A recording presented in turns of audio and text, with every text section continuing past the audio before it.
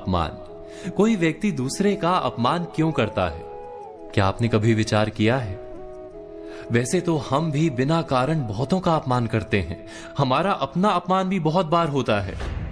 संसार का सारा व्यवहार एक दूसरे का अपमान करने पर टिका है। जैसे पति अपनी पत्नी का अपमान करता है, पिता अपनी संतानों का अपमान करता है, नौकरी देने वाला अपने नौकर का अपमान करता है, अर्थात जो भी बलवान है वो निर्बल का अपमान करता है।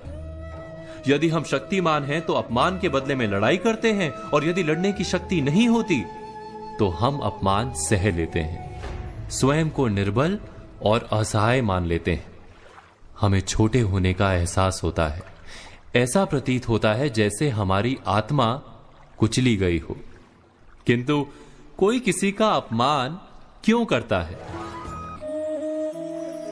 हम विचार कर रहे थे कि जब अपमान होता है तो मनुष्य को अपनी निर्बलता का एहसास होता है, और निर्बलता का बोध मनुष्य को कुचल देता है। वो अधिक से अधिक निर्बल बन जाता है, अत्याचार सहने की आदत सी पड़ जाती है, आत्मविश्वास का नाश हो जाता है। और जब आत्मविश्वास नहीं होता तो मनुष्य शराब और जुए जैसे व्यसनों में सुख ढूंढता है, मन से रोगी बन जाता है। आखिर किसी भी मनुष्य की ऐसी दुर्गति कोई क्यों करता है? अपमान करने वाला वास्तव में क्या सिद्ध करना चाहता है? कभी गहराई से विचार किया है?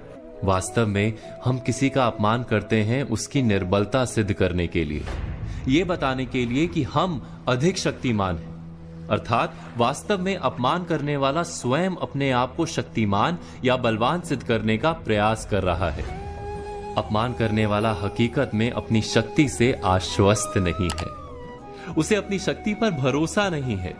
दूसरों को चुनौती देकर वो अपनी शक्ति पर विश्वास प्राप्त करने की कोशिश करता है।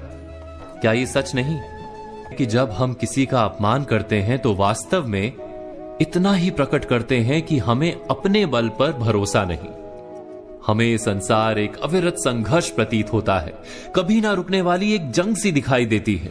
हम अपने निकट आने वाले सभी को प्रतिद्वंदी मानते हैं, फिर वो पति या पत्नी ही क्यों ना हो। हमें निरंतर लगता है कि हमें अपनी शक्ति सिद्ध करनी होगी, अन्यथा हमारा शोषण होगा, हम किसी के गुलाम बन जाएंगे।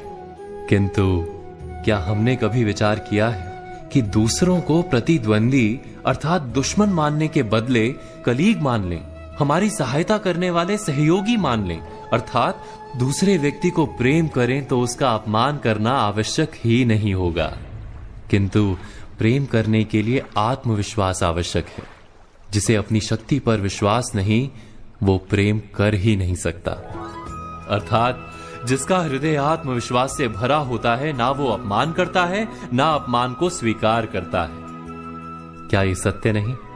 इस तथ्य पर विचार अवश्य कीजिएगा।